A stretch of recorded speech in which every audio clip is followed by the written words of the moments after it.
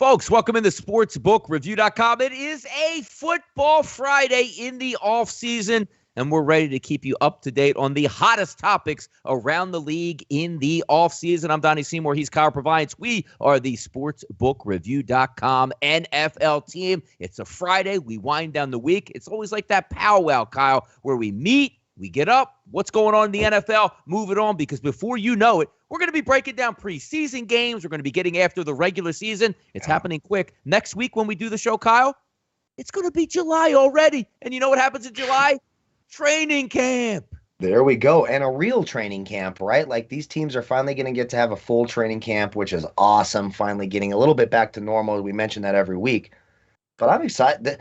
I'm telling you, this is the football season I've been most excited for since, God, I can't remember, maybe when I was 12 and my Niners just came off of winning that Super Bowl. Of course, I was a little bummed that year because they got rid of Ricky Watters and brought in Derek Lavelle. Maybe you're an old school fan. And yeah, Ricky Watters went to the Eagles, unfortunately. And we had Derek Lavelle and Adam Walker with his cast on. And then there's that playoff game. Was that Bar None out there? Was he ready to go? Yeah. You know that. You know William Floyd was out there. His first year starting was actually out in week 3. It was against Detroit after your Eagles pounded on my Niners 40-8. William Floyd replaced Mark Logan at fullback, and Frank Pollock got his first start at left tackle. We got down 14-0, won the game 21-14. The rest is history. It's nice to talk about those happy things in memory lane. But I love Football Fridays. Of course, me and Donnie, we love doing these shows, and we appreciate you guys out in the chat box. We know there's nothing to bet on football right now, so we appreciate you guys just joining us just for the fun of it. Pretty humbling, pretty cool. Ready for the weekend. Let's go. Yep, Bubba likes the music. Look at that. Uncle Tone's getting in here for the Raiders. Elijah Burns. Yeah. Hey, man, never know when Phillip Rivers is going to come back. Maybe on the show, I'll have my brother-in-law call in, or my cousin, as I like to say, Phillip Rivers, and we'll see if we can see if he's going to make a comeback or see if he's going to be sitting up in the booth like Tony Romo is. But we got a lot of stuff to hit today. Thank you guys for tuning into the show. I know a lot of people watch these shows after they go live, but we're going to get into some topics today. Let's talk Raiders 2021 outlook. Sure. I have to say, it's a hard no for me on the Raiders, but hear me out on this, Kyle. It's not because I don't like the Raiders. It's not because I don't think Derek Carr can be a good quarterback. It's not because I don't think John Gruden can be a good head football coach in this league. But sometimes you have to take it as what is around you in the division. So when we go through some of the odds and statistics of what we think in just a few moments the Raiders can be, let me tell you something here. You got the Kansas City Chiefs in your division. You got the Chargers in your division. Right now, you have the Denver Broncos, who at any moment now will throw the kitchen sink to get either Aaron Rodgers or Deshaun Watson in town. And then you have the Las Vegas Raiders. Are they going to get helped by having a dome stadium in Las Vegas where fans will finally be able to help them and cheer them on to victory and have a true home field advantage, unlike what they had up in Oakland where it was a smaller place and sound didn't stay in? This place is a state-of-the-art facility, all black, looks like, a spaceship for better intents and purposes out in Las Vegas. Yeah. I do think Derek Carr is a good quarterback, Kyle, but I want to start the conversation off by saying this has nothing to do with the Raiders to me. It's everything to do, Kyle, with the AFC West. Yeah, it's a tough division. It's probably going to be the second best division of football outside of the NFC West.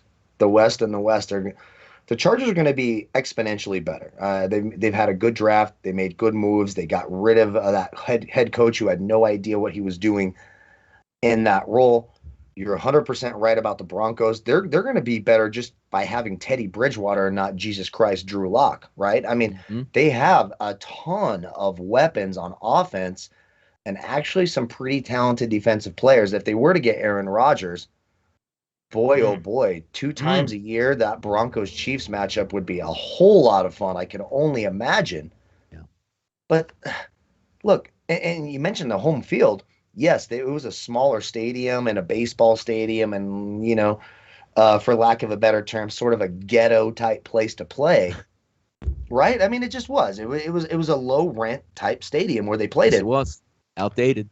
But it was scary, and those fans were close, and they were aggressive. And when you're an opponent, I went to a Raiders game. The black hole. Oh, the black hole was no joke. When you have 350-pound men, tons of them, lined up in a row with the spikes there, and just I can't tell you how many times I heard in that stadium someone rooting for the other team.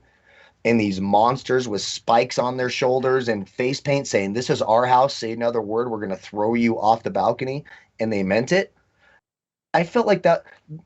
Now in Vegas, Vegas is a tourist town. Okay, like there's people that live in Vegas, but most of the people who are going to be there, we're talking about outsiders going there just to have a good time, going for the experience, going to see the newest state of the art stadium. I'm not sure they're going to have the greatest home field advantage out there in Vegas because it's super touristy. It's sort of like I feel like it's going to be a lot like the Chargers in LA. Like, are the fans going to be happy that they have? I No. do. I really do. Now, you see how the Golden Knights get accepted out there. I mean, that place is rocking every night. Now, but you do have a good point because when you're talking about destinations, right. opposing teams, like me, I live in Philadelphia, maybe some of the Giants fans, the Patriots fans. I'm talking about Northeast. They see a game in late October in Las Vegas where their team is playing. They're going to invade that place out there. So I will give you that. Of course. Yeah. It's going to be a little touristy. So I'm Yeah. not sure you're going to have this overwhelming. It's not going to be the 12th man in Seattle, for Christ's sake. You know, it's not going to be the home field advantage at Arrowhead. Why? Because who the hell wants to go to Kansas City in November? Nobody. I wouldn't. You'd have to give me millions of dollars to go to Kansas City in November.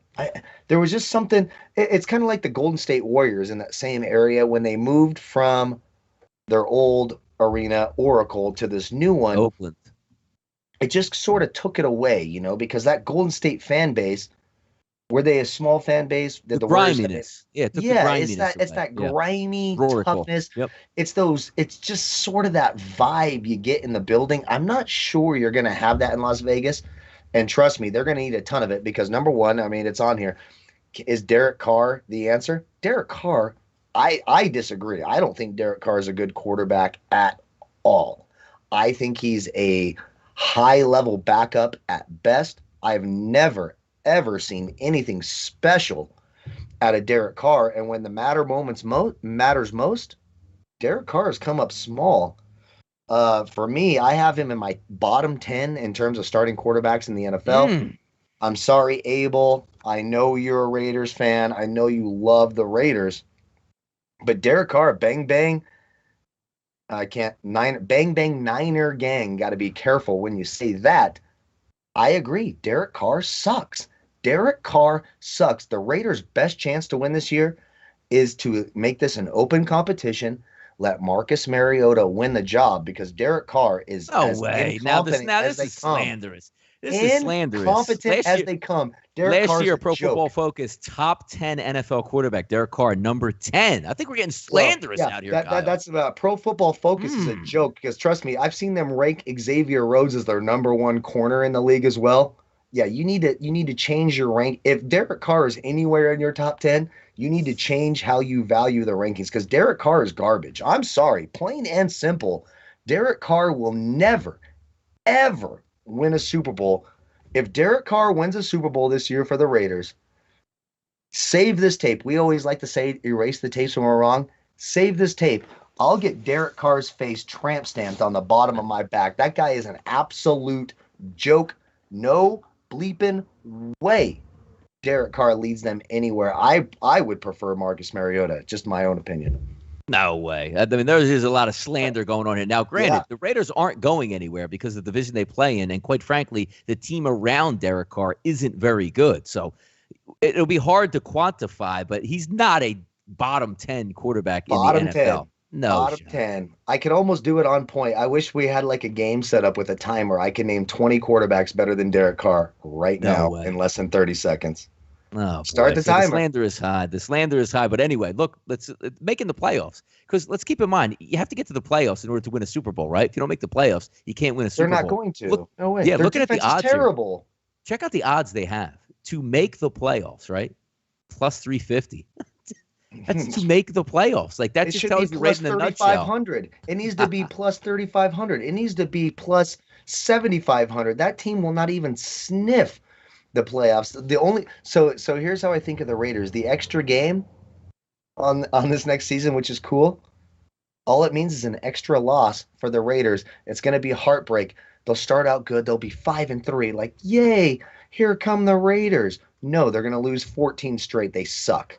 The Raiders suck. Derek Carr sucks. That defense sucks. The only good thing about that team is Brandon Jacobs, or not even Brandon Jacobs. Brandon God, I'm Jacobs, I thinking I'm like it. thinking of the Giants. So yeah, I'm thinking of Thunder and Lightning. Josh Jacobs is the only good thing the Raiders have going on for them. I'm sorry, Abel. I love you. You're one of my favorite people. You watch all of our shows, but Derek Carr stinks. The Raiders stink. No chance. Zero chance. Don't waste your money on plus 350. Good Lord. That is 10 times higher than it should be. I'm sorry. Yeah, it'll be a long year for the Red. But again, John Gruden's not going anywhere. I mean, the guy's got $100 million contract, and coaches are paid guaranteed money, so he'll be there for at least a couple of years. We'll see who they can bring in, in the following years. But a lot of this has to do with, forget about if you think the Raiders are good or not. That team, or the teams, I should say, that they're going to be playing in the West. I mean, you're looking at an avalanche each and every week. You don't get any days off. It's not like you go, we got an easy 2 wins against this opponent. No. Most teams in that division are looking at the Raiders going, we got the Raiders. But keep in mind last year, Raiders did go in the Arrowhead and pull out a victory over the Kansas City Chiefs when nobody thought they could do it. Should be fun to talk about, see how the Raiders end up. But right now, that is a high price because you're looking at teams in the same division, Kyle, like the Chargers, plus 126 to make the playoffs. So you are a market dog in that division overall. Now, we love to rant and rave on the show. See Kyle ranting and raving against that. Even though he's wrong, he's ranting and raving out there about Derek Carr. But this is something that I do find interesting. And some people will say, why do you even talk about this stuff? Why does it even matter? Trust me. I love to take my shots. I put my haters hat on with the best of them. The NFL, sometimes I think they rule the world, which in many ways in the sports landscape, Kyle, they actually do. Every year, the Combine is in Indianapolis. Every year, I ramble on, rant and rave, and say, this is the stupidest thing in sports, a Combine. Because you actually have general managers, you have scouts, Kyle, that spend years getting ready for the draft. I've seen this guy coming from his freshman year, through his sophomore year, through his junior year, through his senior year. I have hundreds of hours of tapes on this guy. And then your owner and a brand new GM comes in and be like, you know what, Kyle? Did you see how fast that guy just ran in a straight line? And the scout goes, but please, Mr. Owner, listen to me. I've watched hundreds of games. He's not a good football player. Did you see the way he just ran in shorts out there, straight line? He has to be our draft pick. The fact that the Combine is even out there, and I've even joked out multiple times, if I owned an NFL, if I owned the Eagles, I surround all my scouts and be like, you're going to scout everything, but you know what you can't do? I will fire you if you go to Indianapolis to watch a guy run, and then you try to tell me that moved him up from number 33 on the draft board to number 19 because he was in shorts and ran in a straight line. Think about how maddening that is. Or, Kyle, if you're laying down on the bench press and you say, you know what? He put up 22 reps of 225. First rounder now instead of second rounder. Do you know how stupid that actually sounds? But also, Kyle, the business aspect of the NFL. They want teams to bid on the Combine, meaning, hey, we'll pay you $5 million to host the Combine in Philadelphia. For what reason, Kyle? Please tell me there's a reason. There's no reason. And real quick, I want to do this. I want to award perfect attendance on our show. So I love our boy. Akbar will watch any show. We could do like a show of Donnie and Kyle shaving their chest, and Akbar would watch it in our support. So we asked for an NBA prop tonight. I already put it on Twitter. Chris Middleton, over 23.5 points. Mark it down. And Akbar, we love you. We appreciate your perfect attendance. Give another star. So yeah, he gets another star, and I'm going to reward that every time because it's humbling and we appreciate the support. Yep. So now you mentioned the Combine, and we just talked about the Raiders. You remember Bruce Campbell? You remember Bruce Campbell? He was an offensive tackle in college. This is 10 years ago or something like that. Dude had no talent playing football. An absolute beast. Someone you never want to piss off at a bar. He'd throw you 500 yards. He'd just pick you up over his shoulder and toss you out of the bar, and you land in the ocean. The Combine is the silliest, dumbest thing that the NFL has to offer. And there's a lot of silly things by the NFL, right? Kickers and 80-year-old referees trying to run up and down the field who can't see. We have the chain gang. We're still trying to measure first downs with a chain and two dudes on the end of it. Which, it's just absolutely ridiculous. But the Combine, if I'm a GM in the NFL, I'm like, listen, I'm not going to the Combine because I want to, just like you said, we've seen this guy play. We've seen these guys play, but now if they are quicker around a cone, somehow we want to draft them faster. If they run in a straight, what the hell does Jerry Rice ran a 4.5 40 at his combine? There is no receiver ever, not even close.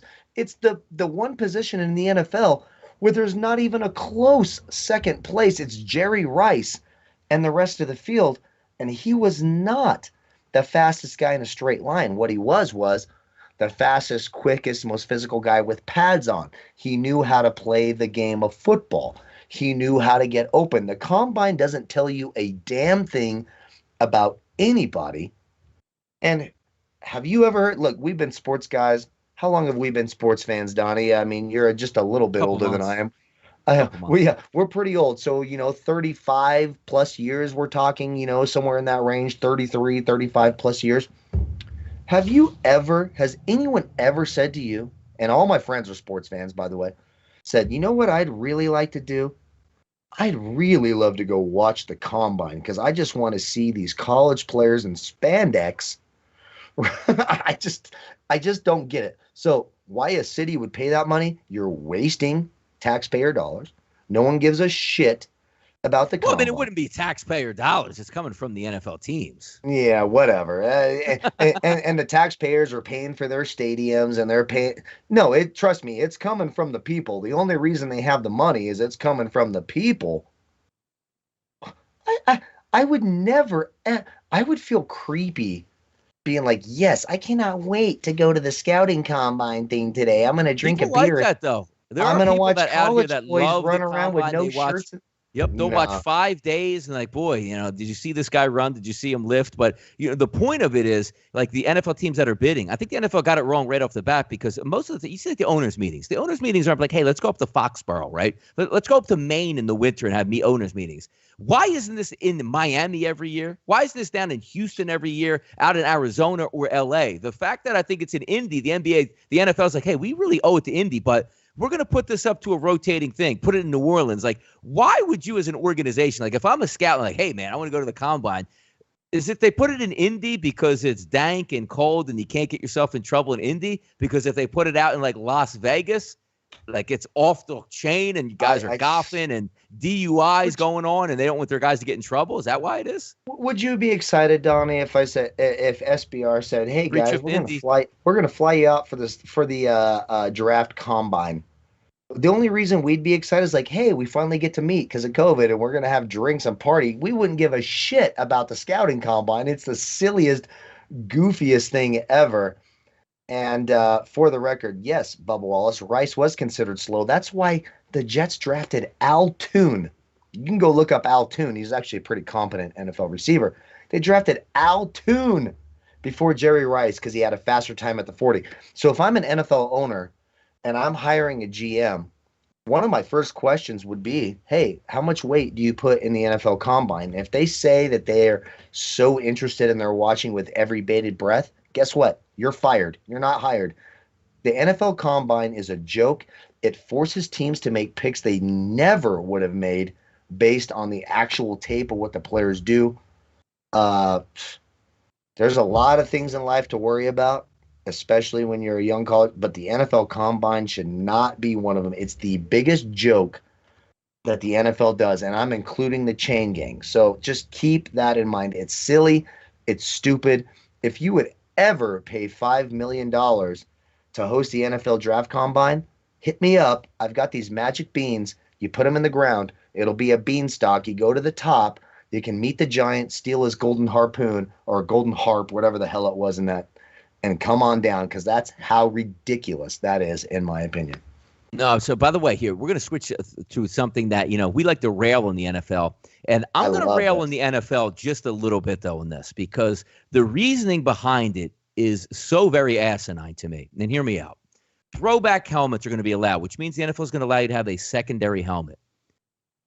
And I take a deep breath because for years, the Philadelphia Eagles should always have been Kelly Green. They never should have went to midnight green at all. Kelly Green's their number. But the fans call for it each and every year. We want Kelly Green. And the owners say, Jeffrey Lurie, well, we can't give it to you because we can only have one helmet, and our helmet is midnight green. Same thing with a lot of the teams across the NFL. They can't use throwback helmets because they're a different color than their current color scheme.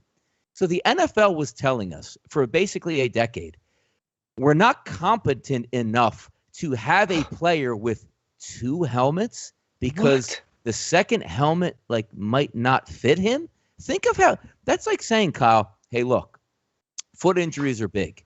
You can have one pair of cleats for the entire season that you cannot change because you might hurt your foot if you change your cleats. Same thing with a basketball player. You can use one pair of shoes for all 82 games because if you use another pair, you might get hurt. I've tried on different helmets in my life. I've obviously, playing football, you wear a helmet each and every day. Sure. But I never understood them saying it's a safety issue. You can't have two helmets. Trust me, in the NFL, these guys have 3, 4, 5 helmets in their locker room that they can use at will. But the NFL telling you we can't have a second helmet because you might get a concussion? What? Just make and hold on. There's more layers. So everything you said is exactly where I wanted to go. And they even doubled down on this and they go, we just didn't make the secondary helmets because it's hard to match the base team color. Okay. Okay. So you're the most profitable sports organization in North America. You make a shit ton of money. You burn your old-time players when you were denying that concussions ever happened, so you do your best to not pay them, right? I mean, they just sat in litigation for, 10 fucking years? Yeah. To try to not pay these players who clearly, it happens once a year. We see it all the time. Player with CTE running around, shooting people up, going fucking crazy, killing themselves in cars. And you're telling me that you didn't make a secondary helmet that was very popular, by the way. The 1994 season, when my Niners won that Super Bowl, was the 75th anniversary year. That's when they started doing this. And you're telling me now you won't do the secondary helmet because it doesn't match the base color of their primary color?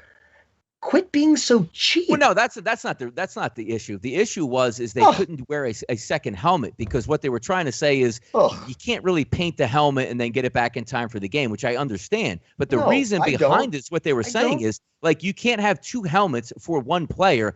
And he can wear the one on the left, but he can't wear the one on the right because it's not officially sanctioned, which is as stupid as it sounds is the issue here. So now they're saying you can have two helmets that you can wear. So now you can paint the helmets and change them as many times as you want because they can wear it. The fact that they were trying to hide behind you can only wear one helmet the whole season and you can't get it changed because you only have that one helmet and you have to send it back to the surfacer and that might take 2 weeks. So there you're without a helmet. That was always the stupid thing to me because you can give a guy 16 different helmets. It's the same fit helmet. It's not going to move. It's the same exact specifications. It's like saying you can't have 2 pairs of shoulder pads. NFL, if you're worried about this, I'll have it done in 2 days. Pay me all the money you're going to pay these idiots because if you can't do the same thing twice, what the hell are you doing? It's like on the golf course, right? I'll use the same golf ball for 7, 8 holes, and then I feel like, okay, I've hit it too many times, so I switch golf balls. Why the fuck can't you do that in the NFL? It makes no sense. But this is a good move by the NFL to bring back those. First of all, jersey sales gonna go through the roof. You offer me when I go to play Madden, and I don't get to play it as much as I used to. I'm older guy now, but when I do play it, if I'm a team like the Tennessee Titans, the Tampa Bay Buccaneers, the Patriots, there's no way I'm going to play as a Titans without using the old school Oilers uniform, right? That's just what I'm going to use. If I'm the Buccaneers, I want that creamsicle orange. I want the Buccaneer on the side.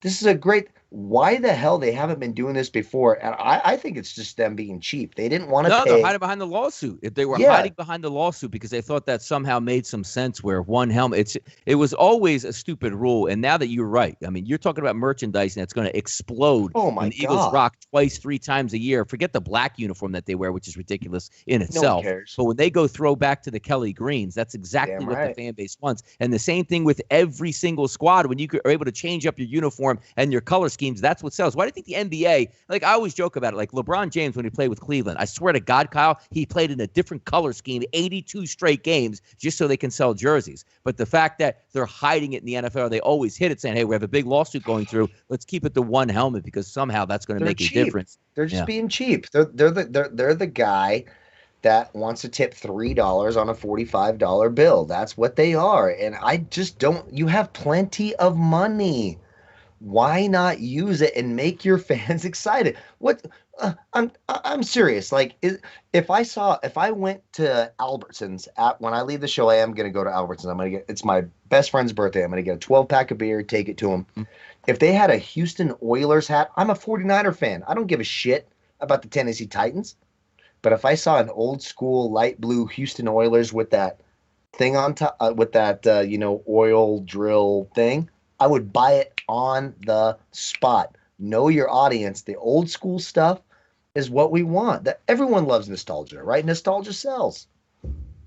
No, it's good. It'll be fun to watch. Finally, taking out the color rushes, you can use the same color helmets. So they'll have a couple different options, but you can have unlimited helmets now because you can send one to get refurbished for the next 2 weeks, and it comes back and hey, we're gonna wear our throwbacks. And why does it take 2 weeks? By the way, it feels like it's some spray paint or a gel coat, and it's done.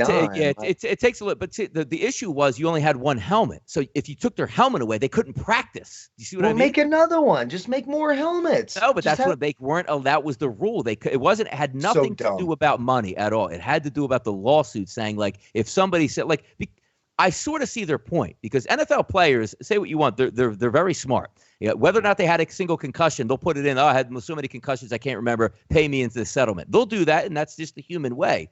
But the fact that they saw it coming down the road saying, well, I used 3 helmets. This one didn't fit right, but they let me use this helmet. Now that that's all out of the woodwork and the settlement has closed out, they can now come back out and say, all right, we can use a secondary helmet. It had nothing to do with money. It was just trying to avoid like $1 trillion lawsuit by one player. That's part of the pussification of America too, right? People trying to get something for free. You're not going to, if you have 3 of the same helmet, okay, you got hurt in one helmet. Doesn't mean it was worse than the other one. It just means you didn't tackle the right way on that play. Like, for Christ's sake, it's always about blaming someone else or this didn't go my way because of this. No, have some goddamn accountability. And can we stop with this overburdening everyone with everyone else's problems? Can we just have a little bit of joy and a little bit of optimism instead of the pessimism? Once we get there, things could be a whole lot more fun. Kudos to the NFL for bringing the throwback helmets back. Yes, I'm excited for it. I like it. I love it. I mean, you're going to have some really cool uniforms across the league, some good stuff here. And guys will buy that left and right. Now that we get fans back in the stands, you'll be seeing some people rock some New Jersey colors there. Let's take a look here. Slide it down. 44-year-old Tom Brady. 44-year-old Tom Brady enters into this season. A little bit of knee surgery. Father Time usually catches up to people. I don't know why it hasn't caught up to Tom Brady yet, but maybe it's because his team around him, his sensational wide receiver, at running back, at offensive line, at head coach, at defensive coordinator, at defensive line, linebacker, and DBs. Maybe that helps when you're 44 years old. We just talked about the Raiders here, Kyle, to make the playoffs, plus 350. Tampa Bay Buccaneers, supposed to have the toughest schedule just based on, you have a first place schedule the following year when you win the Super Bowl, minus 650 to make the playoffs. I usually like to take a look, Kyle, at teams and try to downgrade them, but we've been saying this for years now. Hey, Tom Brady can't do it forever. I don't know. Maybe he can do it for at least one more year. I'm not going to bet against the guy. I'll tell you that much. Yeah, I completely agree. And, it must be nice to be Tom Brady. So, when I first looked at this topic, it's like, it's going to be the first time where I'm like, you know what? I'm not going to bet against Tom Brady. I'm going to be nice to Tom Brady. But let's make this perfectly fucking clear right now. The only reason Tom Brady is able to go out there and play at 44 is after 9/11 happened, and I don't want to get too controversial here, but after 9/11 happened, Tom Brady took over for the New England Patriots. And the NFL did their best to screw over the Oakland Raiders and the Chuck rule. And then every time Tom Brady got hit too hard, what did they do? They changed the rules. So let's make this perfectly clear. The NFL will do whatever they can to make Tom Brady not be hurt. And they have babied him from basically the time he became famous. They have babied the living shit out of him. They have changed the rules. But you can go out there and throw your helmet into Patrick Mahomes' face. The NFL is not going to care. You do that to Tom Brady. Stop. No way. Come on. Bullshit. Bullshit. Yes, they are. Bullshit. They protect Tom Brady like he's a tiny little duck that you pulled out of a pond. They hold him like this. That's the only reason he's able to do this. And is that going to change? Of course not. The biggest moneymaker in the NFL for the NFL is Tom Brady. They're going to baby him like their baby back little bitch all the way till the end. So do I expect good things from Tom Brady? Of course I do. He's going to have a good year. Why? He's the most protected player in the history of pro sports. It's not. Name me one player that any organization has worked harder to protect than Tom Brady. I'll wait. I'll be 85 years old. I don't know, man. He's been getting under the microscope in the NFL, though. Deflating footballs, put him on trial, taking draft picks away from the team. Try to touch him. Try to touch him. Try to hit him. Just tackle him like a normal. So imagine the Leonard Marshall hit on Joe Montana in the 1990 NFC Championship game. If that would have happened last year by, God, I can't even remember the Packers pass rushers anymore. They would have thrown him in jail. They might have sent him to Guantanamo Bay, for Christ's sake. Tom Brady is so protected. It's pathetic. That's why, look, I'm turning 40 in a few months. Can I go throw the ball 50 times a day without wanting my arm to fall off? No, I cannot. So it's impressive. But he's also been allowed to get away with using PEDs with his magic coach. He's also been, anytime anyone hits him, they change the rules. Anytime anyone hits him, they're fine. If you're watching a Patriots game or a Buccaneers game now and Tom Brady gets hit, it's a 15-yard penalty. Players know, do not touch him. That's baby Jesus. He's in the manger. The pocket's his manger. Let's just baby Tom Brady. Shame on you, Roger Goodell. See, you know where this is coming from, though, guys. You have to remember this. Tom Brady basically doubled the championships as Joe Montana. So how dare you? How dare you? But big things are expected. Look, as I said, from a betting perspective, you usually like to fade the Super Bowl champion because they lose 5 to 6 players and, they get high on themselves. It doesn't seem like that's probably going to be the fact because everybody came back, including the coaching staff here for Tampa Bay this year. It should be an interesting one. Jets thoughts quickly here on the 2021 season. New quarterback comes in. That is a really tough division. I like, Kyle, where the future of the Jets holds. But this year coming into it, you're talking about going against a Dolphins team, which is better than the Jets. You're talking about going against the Bills team. They are better than the Jets. You're also taking a look at the New England Patriots, who I still think are better than the Jets. Maybe their prospects aren't this year. Maybe they're still a year away. Their only goal to me this year, find out we have a quarterback before you move forward. But the Jets will be a little bit more entertaining because at least we have a little bit of a swashbuckler at quarterback that can avoid the pass rush and make passes, unlike Sam Darnold and whoever they had, Joe Flacco's of the universe over the past couple of years. The Jets should be exciting this year. Do I think I'm going to bet them quite a bit? Probably not, though, Kyle. No, I'm going to take some pain bets on them. I'll tell you that. What I'm rooting for, 16.5, 16. Get those 16 and a halves, in like week 4 when they're struggling. But I love what they did with. Adam Gase is one of the worst head coaches that's ever graced an NFL field. He might be the worst Jets coach since Rich Kotite. I think it's probably Kotite was bad. Kotite was bad, and so was Adam Gase. Robert Saleh is a solid guy. Great defenses, not just for one. So you look at what the Chargers did with Brandon Staley, hiring them as their head coach.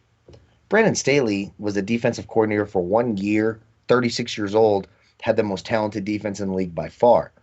The 49ers, if you remember, Robert Saleh was their defensive coordinator when they were healthy and succeeding and also when they were unhealthy and losing. And we talked about it every week. They're going to fight for your dollar, right? That team is going to compete. They're going to have the right scheme. So I think they have a great head coaching hire there. Zach Wilson looks like maybe a 2-inch taller version of Doug Flutie is kind of what I compare him to. Just has that it factor where he can do these sort of special fun things. They've improved their running game, adding Tevin Coleman. They've added some receivers. I think the Jets are headed the right direction. Am I going to pick them as a favorite in any game, especially against – they're not better than Buffalo. They're not better than Miami. And maybe if Cam Newton's still the starting quarterback, I'll consider it because Cam Newton's such a joke at quarterback. But that Patriots defense should be really good. They're the worst team in the division. I think they're headed the right direction. 5.5, 6.5 wins, something like that is where I would consider them. Jets to make the playoffs, Kyle. Plus 490 sounds about appropriate here because I don't think they have any That's chance. not high enough. Yeah, it should be plus 4,900. The no is minus 700. So if you had some, a couple $100 laying around, $700, lay it down, get $100 at the end of the season. You could buy your kid or your wife something nice for Christmas, I would think. There you go. Yeah, that's the only thing I would do. But I do think they're headed the right direction. If I'm a Jets fan, I'm like, finally, we have a competent head coach. We don't have a quarterback who admitted. Man. Unfortunately, that was a bad cameraman, and that was the wrong thing to do, that young man. But you don't have a quarterback admitting, I'm seeing ghosts. I've never said that to anybody. I'm seeing ghosts out there. I don't know what to do. Yikes. Belichick, Jets, that's what Belichick does. Jets are heading in the right direction, but it won't be this year.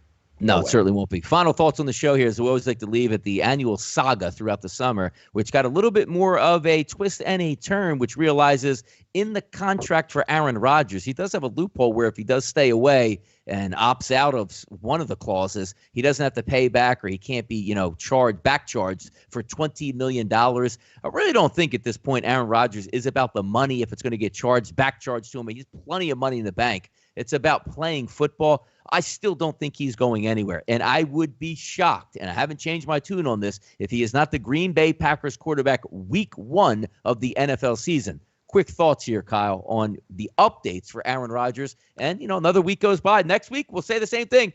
Final notes here. What are we going to say about Aaron Rodgers? We need to make some sort of friendly bet here where we got to think of it. So next week, on the NFL show next week, we'll announce this bet because will Aaron Rodgers still be owned by the Packers, if you will, which is a bad way to say it? Owned by the Packers week 1? Probably. Do I think he's on the field week 1 for the Packers? Absolutely not.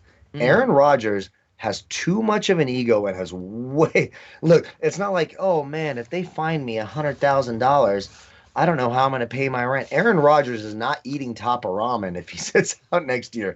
This is a very, very rich man who is very stubborn, and he does not give up on his ways.